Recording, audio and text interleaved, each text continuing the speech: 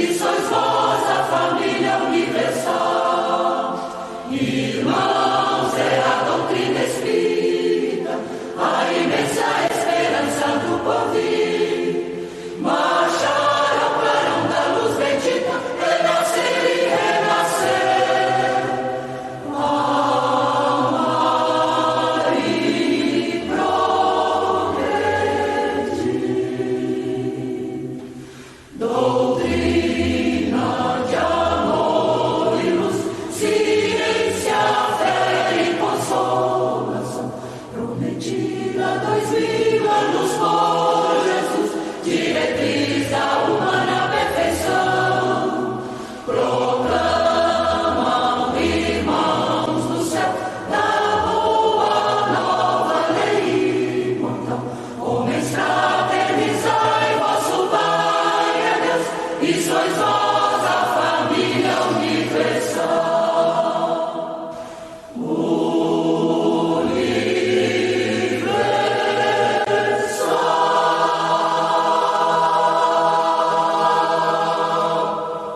Doutrina de amor e luz, ciência, fé e consolação, prometida 2000 anos por Jesus, diretriz da humana perfeição. Proclamam, irmãos do céu, da boa nova lei imortal. Homens, fraternizai, vosso Pai é Deus, e sois vós a família universal. Irmãos, é a doutrina espírita, a imensa esperança do porvir. Marcharam para da luz bendita, renascer e renascer. Amar e progredir.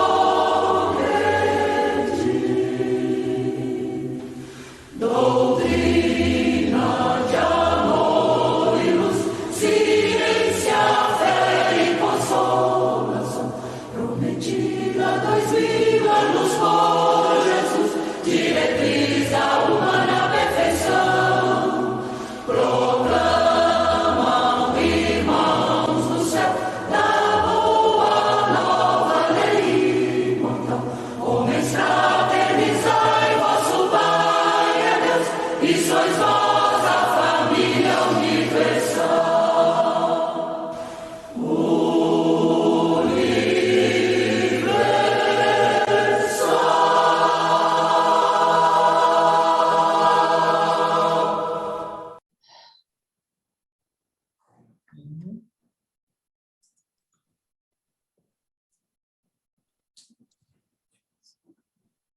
Nossas primeiras palavras, então, são para você, que participa conosco todas as segundas-feiras da nossa reunião pública virtual do Lar de Tereza. Sejam todos muito bem-vindos. Nós agradecemos a participação de todos. Como em todas as segundas-feiras, né, nós nos lembramos, nós alternamos o nosso tema entre o Evangelho e o Livro dos Espíritos. Hoje é uma exceção. Nós vamos tratar de um tema especial devido à data, o dia 3 de outubro. Nós vamos hoje tratar do aniversário de Kardec. E, para isso, né, nós temos uma palestrante especial, a nossa professora Sônia Maria Braga, filha da dona Zilda Alvarenga, que fundou o estudo sistematizado da nossa casa e ajudou a Sônia, filha da dona Zilda, ajudou a implantação do estudo sistematizado. Queria chamar a Sônia, por favor, para as primeiras palavras dela, a primeira saudação dela. Boa noite a todos. É um prazer muito grande compartilhar com todos, amigos do Lar de Tereza, o estudo de uma noite tão importante, né? Em que homenageamos o apóstolo da fé, esse mestre que foi Allan Kardec. Obrigado, então, Sônia. Vamos, então, nos preparar para a nossa reunião, fazendo a nossa leitura, que hoje é uma página do livro Obras Póstumas, e tem o título Minha missão.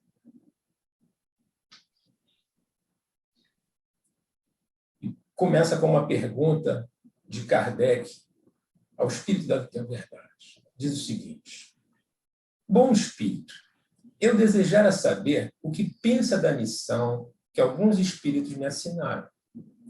Dize-me, peço-te, se é uma prova para o meu amor próprio. Tenho, como sabes, o maior desejo de contribuir para a propagação da verdade. Mas do papel de simples trabalhador ao de missionário em chefe, a distância é grande e não percebo o que possa justificar em mim graça tal, de preferência a tantos outros que possuem talento e qualidades de que não dispõem. E a resposta do Espírito da Verdade é a seguinte: confirmo o que te foi dito, mas recomendo-te muita discrição se quiseres sair-te bem. Tomarás mais tarde conhecimento de coisas que te explicarão o que ora te surpreende. Não esqueças que podes triunfar como podes falir. Neste último caso, outro te substituiria, porquanto os desígnios de Deus não assentam na cabeça de um homem. Nunca, pois, fales de tua missão. Seria a maneira de a fazeres malograr-se. Ela somente pode justificar-se pela obra realizada, e tu ainda nada fizeste. Se a cumprires, os homens saberão reconhecê-lo, cedo ou tarde, visto que pelos frutos é que se verifica a qualidade da árvore. Kardec, então, pergunta: nenhum desejo tenho certamente de me vangloriar de uma missão na qual dificilmente creio. Se estou destinado a servir de instrumento aos desígnios da providência, que ela disponha de mim. Nesse caso, reclamo a tua assistência e a dos bons espíritos, no sentido de me ajudarem e ampararem na minha tarefa. Nova resposta: a nossa assistência não te faltará, mas será inútil se de teu lado não fizeres o que for necessário. Tens o teu livre-arbítrio, do qual podes usar como o entenderes. Nenhum homem é constrangido a fazer coisa alguma. Kardec, então, pergunta novamente: que causas poderiam determinar o meu malogro? Seria a insuficiência das minhas capacidades? Resposta: não, mas a missão dos reformadores é prende escolhas e perigos, previno-te de que é rude a tua, porquanto se trata de abalar e transformar o mundo inteiro. Não suponhas que te baste publicar 1 livro, 2 livros, 10 livros, para em seguida ficares tranquilamente em casa. Tens que expor a tua pessoa. Suscitarás contra ti ódios terríveis. Inimigos encarniçados se conjurarão para a tua perda. Ver-te-ás abraços com a malevolência, com a calúnia, com a traição mesma, dos que te parecerão os mais dedicados. As tuas melhores instruções serão desprezadas e falseadas. Por mais de uma vez sucumbirás sob o peso da fadiga. Numa palavra, terás de sustentar uma luta quase contínua com o sacrifício de teu repouso, da tua tranquilidade, da tua saúde e até da tua vida, pois sem isso viverias muito mais tempo.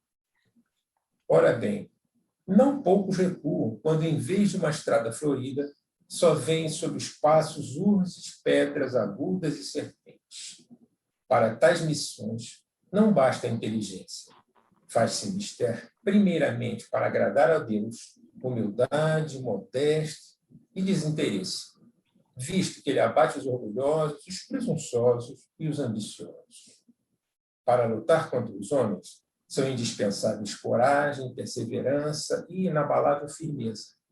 Também são de necessidade prudência e tato, a fim de conduzir as coisas de modo conveniente e não lhes comprometer o êxito com palavras ou medidas intempestivas. Exigem-se, por fim, devotamento, abnegação e disposição a todos os sacrifícios. Vês, assim, que a tua missão está subordinada a condições que dependem de ti. Espírito Verdade. Espírito Verdade, agradeço os teus sábios conselhos. Aceito tudo sem restrição e sem ideia preconcebida. Então, após a leitura dessa mensagem, que nos dá ideia quilate do nosso codificador, vamos fazer a nossa prece e nos prepararmos para as reflexões de hoje.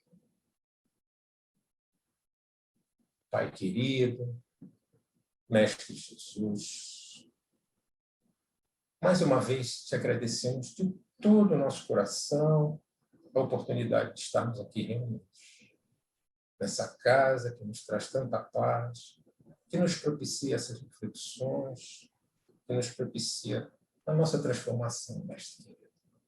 E sabemos ser o verdadeiro objetivo que estamos aqui. Pedimos as suas bênçãos, o seu amparo, em especial hoje, a nossa Sônia, que nos traz essas reflexões tão importantes para todos nós. Em nome de nossos benfeitores, dos benfeitores de nossa casa em particular, em teu nome, Mestre querido, mas sobretudo de Deus, nosso Pai, é que nós pedimos agora para darmos por iniciada a nossa reunião de hoje. Que assim possa ser, graças a Deus.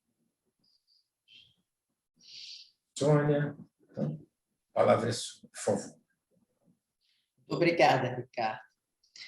Vamos, então, conversar, né, sobre Kardec, essa figura tão importante que nos deixou um legado maravilhoso, que foi a obra da codificação do Livro dos Espíritos e da doutrina espírita, né? Tudo começando com o Livro dos Espíritos.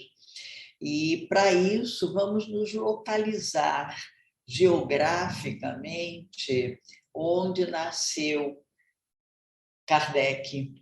Na época, quando nasceu, recebeu o nome de Hippolyte Léon Denis Arrivay.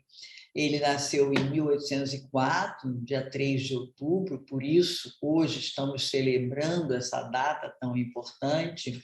E eu trouxe duas cenas que caracterizam a cidade e a região onde está situada Lyon, na noroeste da França. É uma arena romana, porque foi uma região dominada pelos romanos e que deixaram os seus sinais, que são mantidos até hoje, né? Sinais históricos da presença deles, e a praça principal de Lyon, como era característica, sempre com aquele chafariz para o abastecimento de água que as pessoas iam pegar com os seus jarros, né? Então, uma cidade que não tem prédios na sua parte histórica muito altos, mas uma cidade muito simpática e muito fácil de se andar. Então, foi aí que começou a vida desse espírito que reencarnou como Allan Kardec, Hippolyte Léon Denis Arrivay, né, na verdade.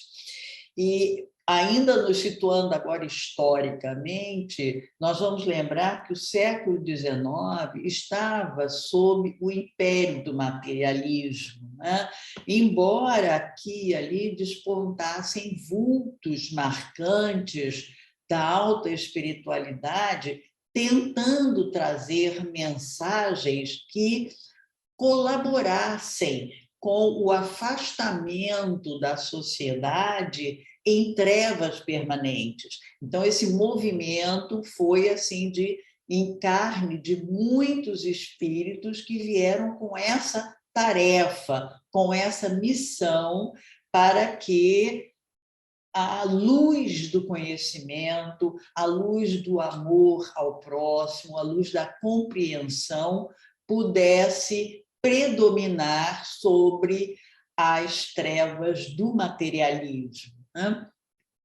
Então, nós temos um exemplo muito importante e que teve uma influência, digamos assim, forte na formação de Hippolyte, né? Que foi o professor educador Pestalozzi. Johann Heinrich Pestalozzi, um pedagogo que via a educação de uma maneira diferente, não apenas instrução intelectual, mas que houvesse respeito ao educando, que ele fosse visto com amor, com as suas necessidades, favorecendo o seu desabrochar intelectual, mas também o desabrochar moral. E isso, no castelo de Yverdun, aconteceu durante alguns anos, dos quais 4 anos Allan Kardec, que ainda era Hippolyte, participou. Então, ele fez, digamos assim, uma temporada de 4 anos que tocaram muito na sua formação.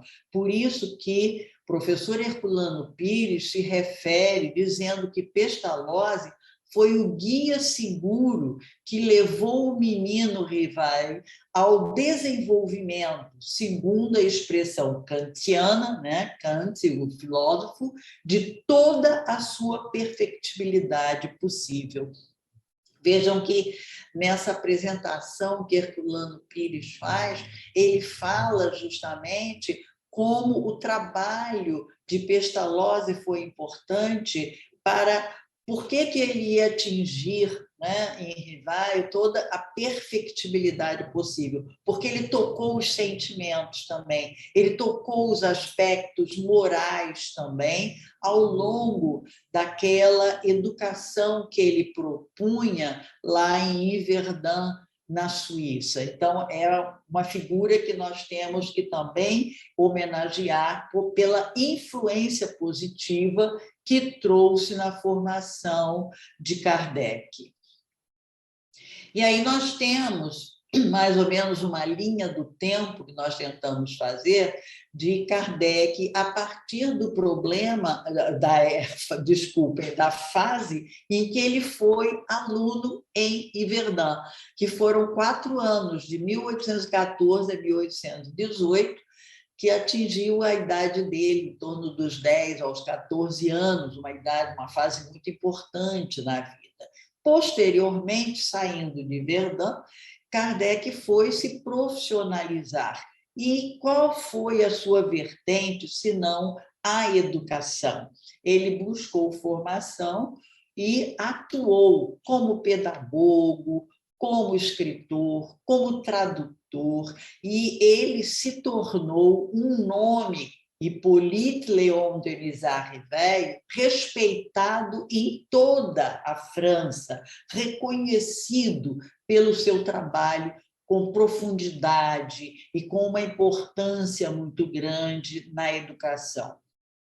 Em 1848, ele começou uma nova etapa da sua vida. Lembremos que a essa fase já aconteciam na Europa, na França, as célebres mesas girantes, e Kardec foi convidado várias vezes, o Monsieur Fortier, por exemplo, para presenciar esse fenômeno. De início, ele evitou, mas tal foi digamos assim, a insistência desses convites que ele acabou cedendo e passou a assistir a algumas dessas reuniões, onde ele concluiu que não era a mesa que estava trazendo uma mensagem, que por trás daquele movimento físico da mesa havia uma inteligência. E foi justamente quando ele modificou o panorama dessas reuniões, que eram mais frívolas, eram perguntas sem maior profundidade, sem maior conteúdo, e ele então começa a elencar perguntas de teor moral, de teor científico, e como diz, né, os Zeus Van Tuyl e Thyssen, nos 3 volumes que falam sobre Kardec, assim, dotado da avidez de saber, quer dizer, extremamente curioso, né, e de agudo espírito observador. Essa questão da observação foi, assim, muito importante no trabalho de Hippolyte, né? Então, desde cedo, ele tinha o hábito da investigação. Ele não se satisfazia facilmente, ele buscava entender através da observação. E foi exatamente esse comportamento, essa característica da sua personalidade que o levou a essa pesquisa profunda a partir do movimento das mesas girantes. Então, nessa fase, André Morey afirma na biografia de Kardec que foi um período em que ele, Hippolyte, expande as suas preocupações além da educação francesa. Ele adota um pensamento universalista. As ciências e o estudo das humanidades ensinaram-lhe que o homem, para ser verdadeiramente livre, deve tomar consciência do seu universalismo.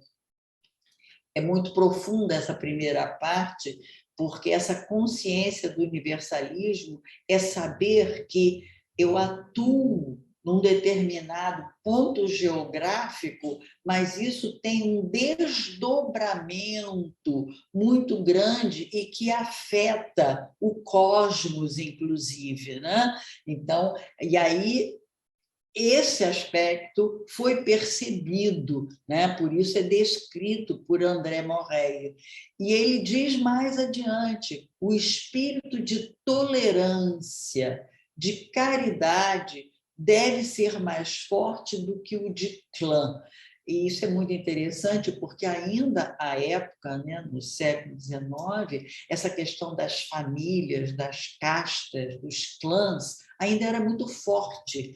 E justamente ele está mostrando que Kardec quebrou isso, ultrapassou, além do clã, da seita ou da igreja, de algum grupo limitado no tempo, no espaço, o trabalho dele atingiu uma proporção universalista para todos, para sequear a necessidade de conhecimento, para desvendar os segredos entre o plano espiritual e o plano físico.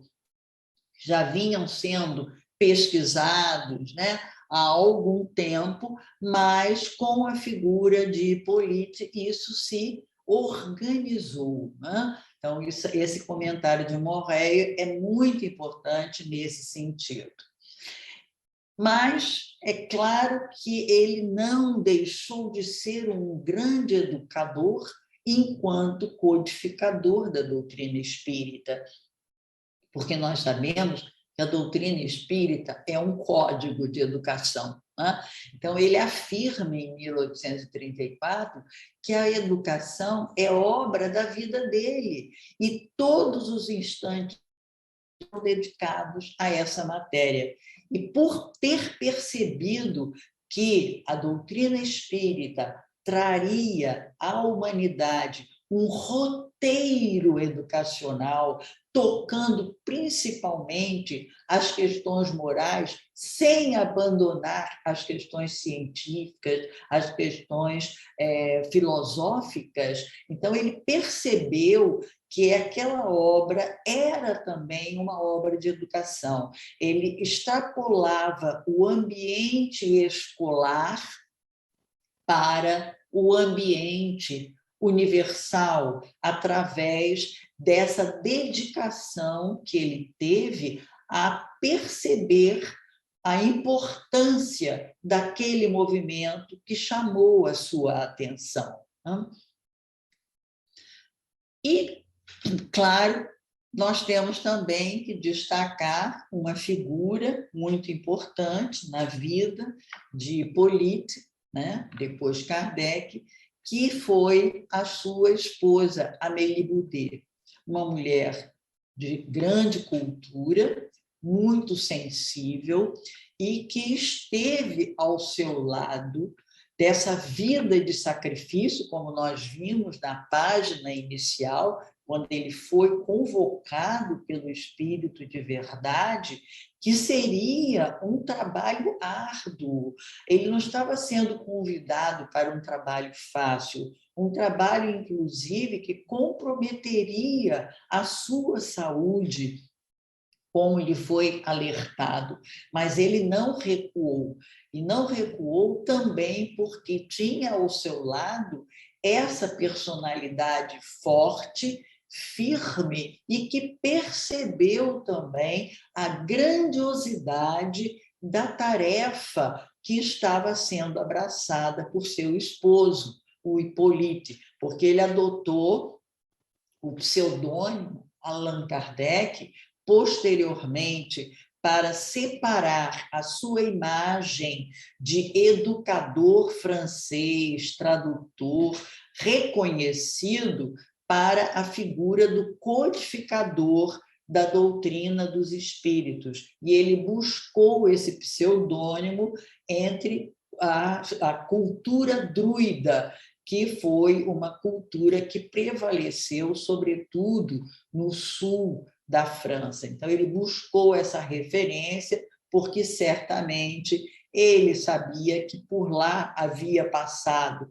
porque havia grandes sacerdotes, druidas, né? E a trilogia, filosofia, ciência, né? Moral, já estavam presentes lá entre os druidas. Então, ele trouxe essa infraestrutura para o trabalho da doutrina. E é em 1855 que surge, então, Allan Kardec, quando ele começa justamente seu trabalho, fazer os registros e separa a sua personalidade de educador, de professor escolástico, para codificador. E foi justamente nesse ano que ele ouviu falar sobre o magnetismo nas mesas. E aí ele começa a observar uma mesa, material, madeira, qual seria o magnetismo? E é quando ele começa a observar e, durante essa observação bem criteriosa, profunda, como investigativa, né, que ele começa a perceber que ali havia algo mais do que apenas uma mesa que girava. E, no ano seguinte, 1856, ele é convocado à sua missão.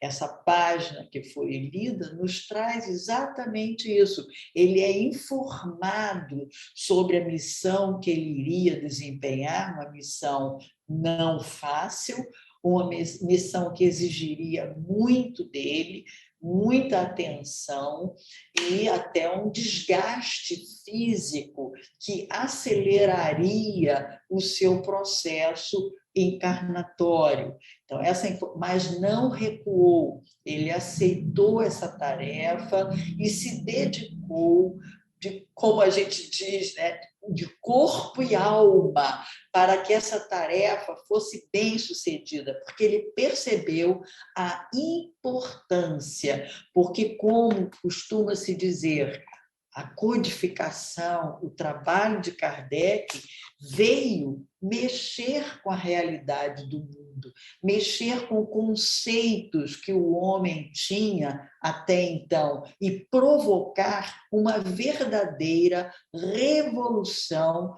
no pensamento científico, filosófico e, sobretudo, visão moral da vida, né, que o homem deveria ter.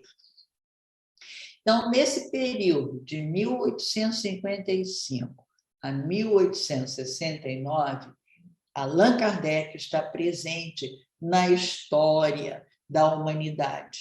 E ele fez questão de afirmar que ele aprendeu, desde o início, a gravidade da exploração que ele ia realizar.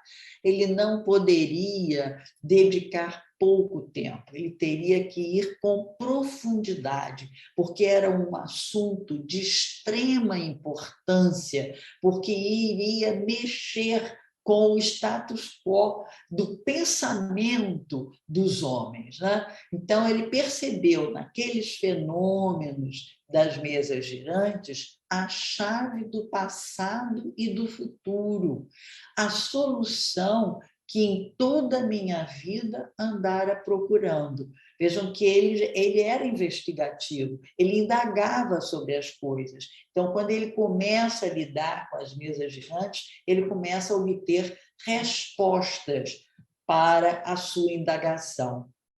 Em uma palavra, era uma total reviravolta nas ideias e nas crenças. Então, ele vê o lastro que teria justamente esse seu envolvimento com a conversa, com a indagação que ele colocou aos espíritos. Necessário, pois, era agir circunspecta e não levianamente. Olha o traço do caráter, da seriedade que ele dá ao trabalho, circunspecção, né? Ser positivista e não idealista, não é fazer de qualquer jeito, mas ser positivo, assertivo. O que é que eu quero saber? O que é que eu preciso pesquisar? O que é que eu preciso aprofundar para justamente não permitir que as suas próprias paixões o arrastassem para algum engano.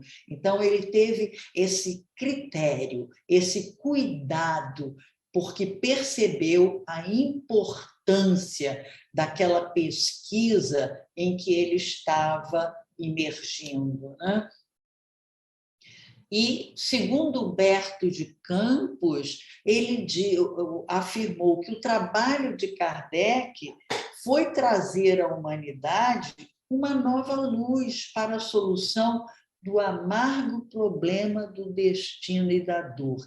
Eu costumo sempre lembrar do livro de Leon Denis, O Problema do Ser, do Destino e da Dor, porque justamente a doutrina espírita pontua com muita clareza, com muita objetividade, o porquê, né? O porquê existem criaturas que sofrem mais, outras sofrem menos, criaturas que se sentem infelizes, que estão no estado, às vezes, de perturbação emocional. Como isso se justifica, já que nós falamos que existe um pai amoroso, né?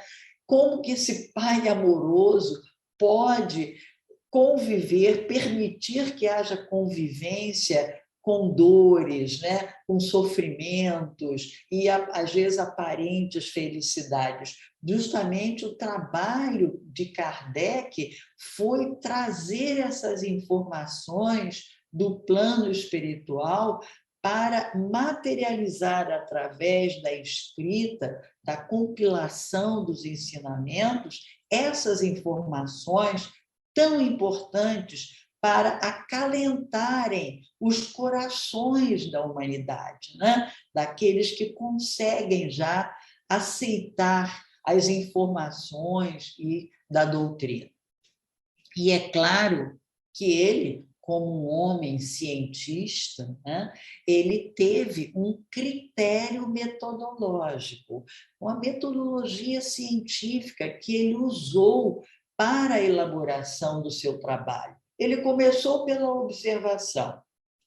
Quando ele foi convidado pelo Monsieur Fortier a assistir às reuniões, Madame Pleine Maison, né, e outras jovens que compartilharam os conhecimentos, ele observou, ele não aceitou de pronto. Primeiro eu vou ver realmente a profundidade desse trabalho.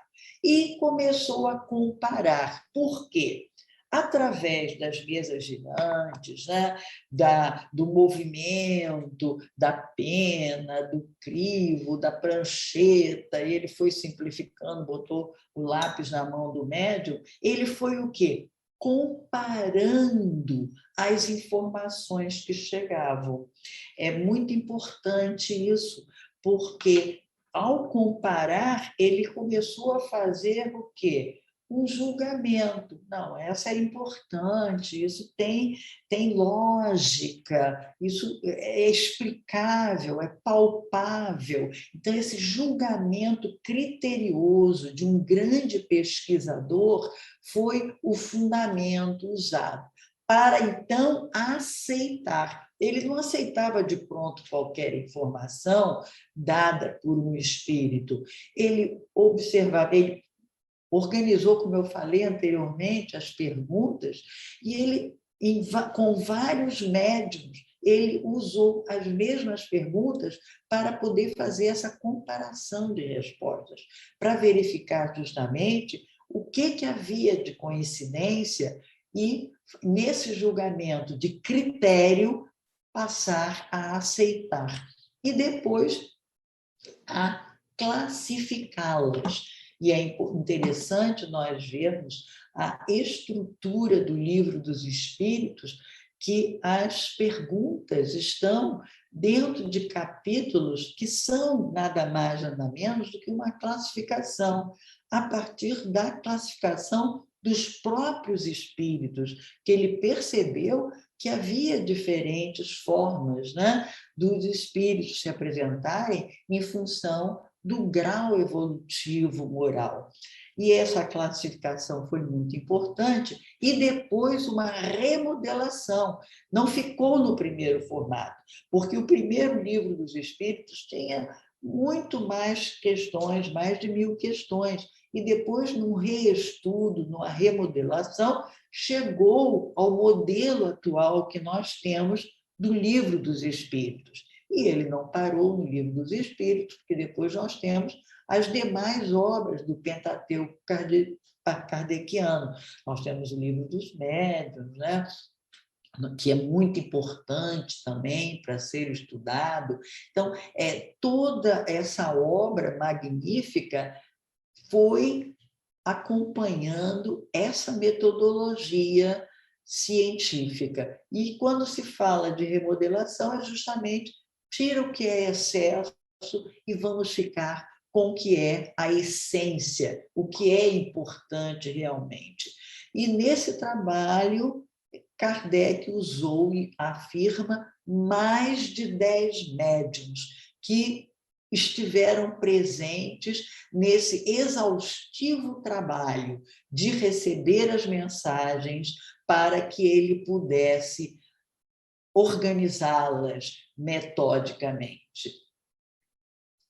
E há um conceito muito importante para nós, né, que é justamente a obra sublime de Kardec, que foi a reedificação da esperança de todos os infortúnios e em todos os infelizes do mundo no amor de Jesus Cristo. Lembremos que, até então, a religião era uma religião, ou você vai para o céu ou você vai para o inferno, né? E era uma religião que perseguia aqueles que não a repetiam, que não a adotavam. Havia uns critérios muito rigorosos na religião, de uma maneira geral, em que não havia, digamos, respeito a Deus, mas havia medo do Pai. Né? O pai era um pai que castigava, né? Que maltratava, que prometia sofrimento para quem não andasse na linha. E a doutrina espírita mostra que pode haver esperança, devemos ter esperança desde o momento que nós entendamos por que aqui estamos e que, aos poucos, vamos reformulando a nossa conduta, a nossa maneira de nos relacionarmos com as pessoas que estão à nossa volta e que não existe infortúnio, não existe algum tipo de sofrimento físico ou moral à toa, que é decorrente da lei física, lei de causa e efeito.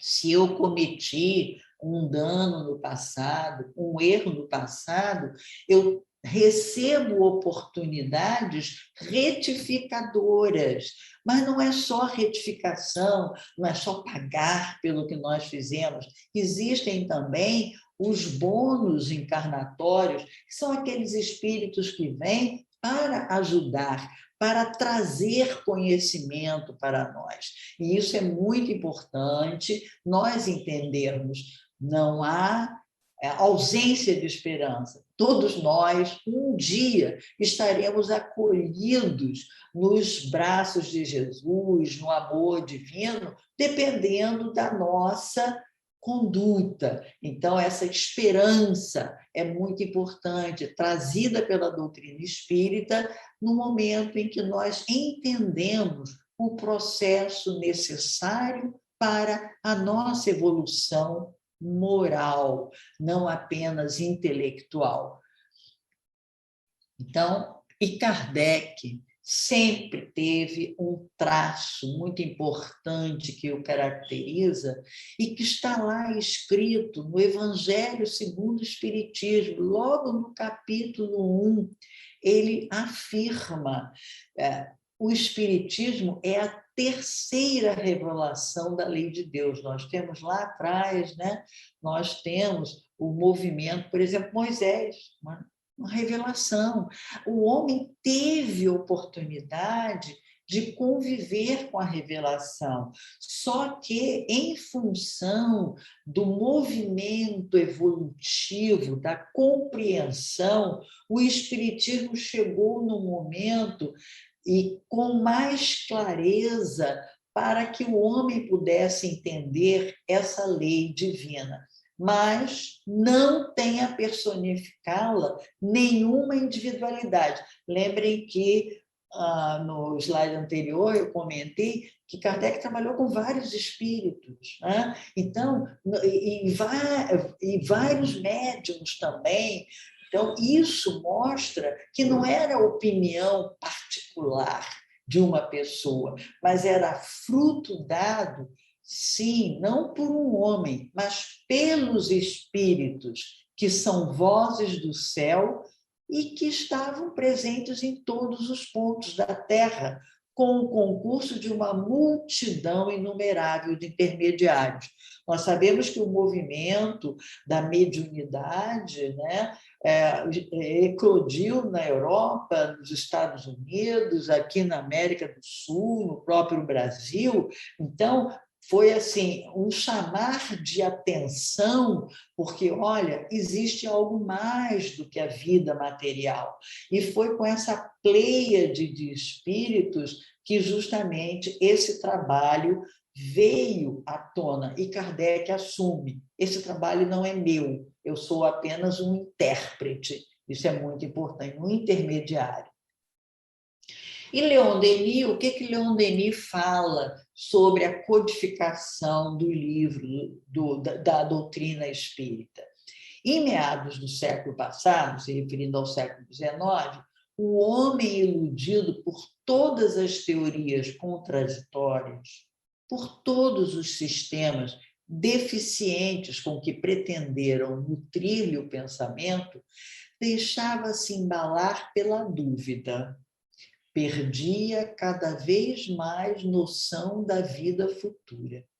Foi então que o mundo invisível veio ter com ele e o perseguiu até em sua própria casa. Olha aí, Kardec, quando ele estava, né, trabalhando e que ele estava redigindo alguma coisa que ele já havia ouvido dos espíritos, e aquelas pancadas que o interrompiam e ele não entendia, lá pela segunda, terceira vez: releia o que você está vendo. Então, começou a mexer na própria casa de Kardec, e agora a nós, porque nós, quando trazemos a doutrina espírita através dos seus livros para dentro de nossa casa, nós estamos sendo perseguidos, mas pelo bem, para que nós nos modifiquemos, né? Melhoremos a nossa condição moral.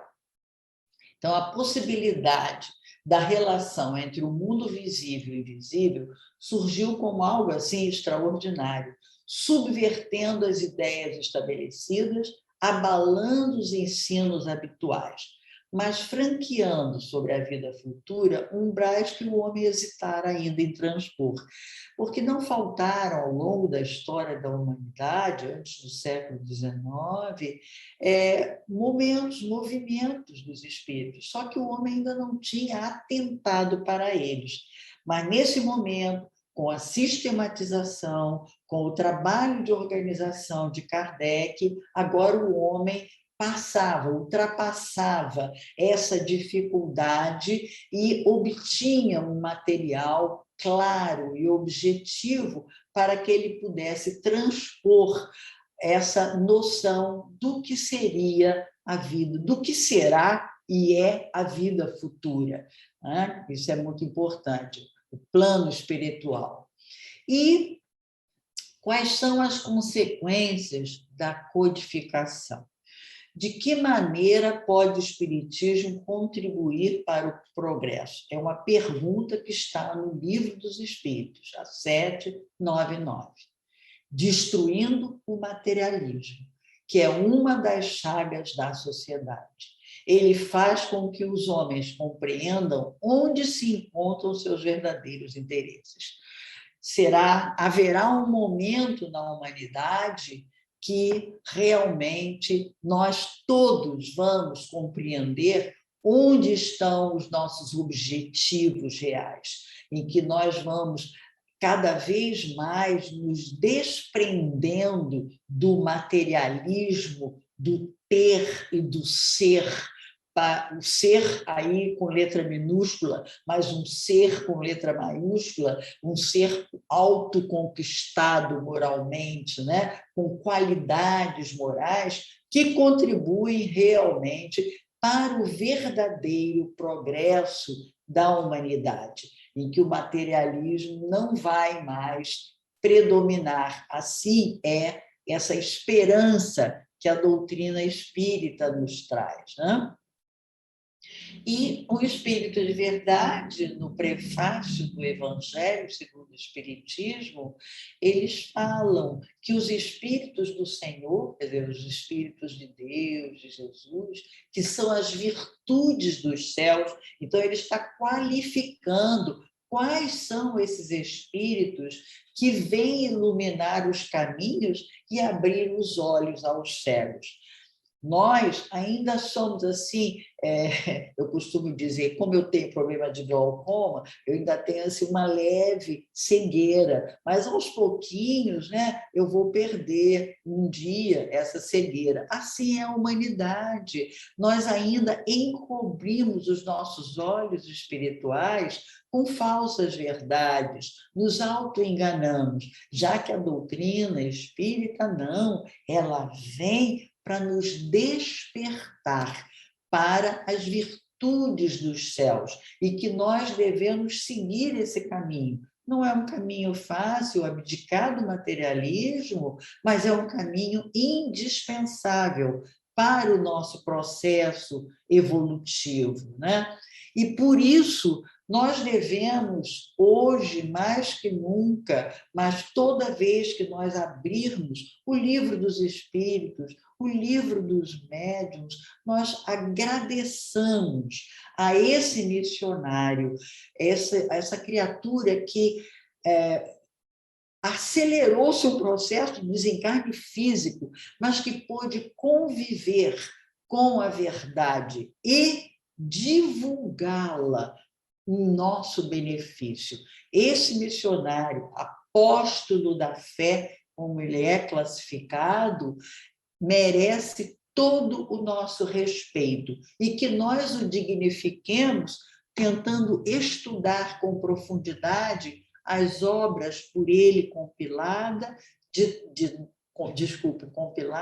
ditadas pelos espíritos que se dedicaram para nos ajudar nessa tarefa de aproveitarmos melhor cada momento da nossa reencarnação, para que um dia também possamos ser espíritos iluminados e possamos, quem sabe, visualizar esses tarefeiros maravilhosos que sempre estiveram disponíveis a nos ajudar, a nos esclarecer, a nos orientar.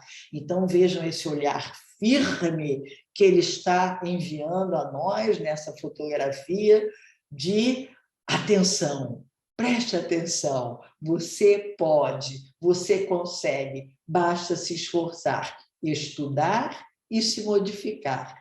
Esta é a mensagem maior que a doutrina espírita nos traz. E aí eu deixei a bibliografia que foi usada pelo nosso trabalho para aqueles que quiserem consultá-la. Foi um prazer muito grande estar com vocês.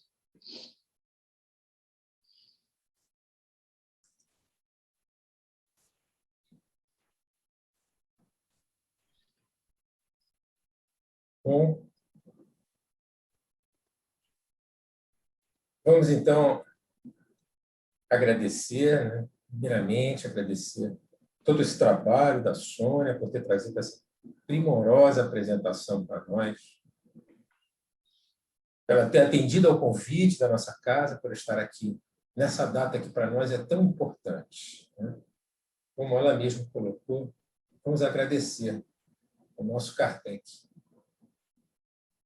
Agradecemos também a vocês que estão conosco até agora. Lembrando, né, sempre convidando para as nossas reuniões públicas virtuais, na próxima segunda-feira, nós vamos ter o tema O Sono e os Sonhos, e o expositor convidado é Éder Andrade. Tá? Vamos, então, com a nossa prece de encerramento, terminarmos a nossa reunião, todos juntos, fisicamente, embora separados fisicamente, mas unidos todos nós pelo pensamento de agradecimento à Sônia e agradecimento ao nosso Kardec. Vamos, então, agradecer, pedindo ao nosso Pai, pedindo ao nosso Mestre Jesus, que nos dê a sua bênção. Nós agradecemos, Mestre querido, por mais essa oportunidade, dessa reunião de hoje, por essas reflexões, tão bem trazidas por nossa Sônia, que nos trouxe, sobretudo, aquela conclusão de que a maior contribuição de Kardec a nós, além das reflexões que nos fazem nos transformarmos, foi essa edificação do amor do nosso Mestre Jesus para nós, essa compreensão de que Ele está sempre conosco, como Ele nos disse. Muito obrigado, de todo o coração, muito obrigado. Em nome dos nossos benfeitores, dos benfeitores da nossa casa, em teu nome, mas sobretudo em nome de Deus, nosso Pai, é que nós agradecemos por mais essa oportunidade de hoje. Que assim possa ser, graças a Deus.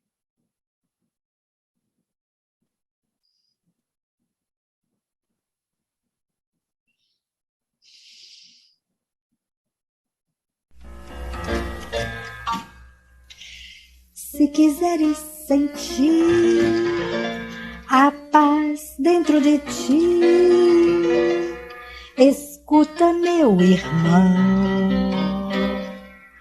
Faze silêncio e espera que volte a primavera na força da oração. Transforma teu soluço em riso de esperança no amanhã que vem. Depois da tempestade surge sempre a bonança, agora ou mais além. Em tua longa estrada só tu tens o poder de transformar espinhos em flores perfumadas que ao sol da confiança enfeitam os teus caminhos.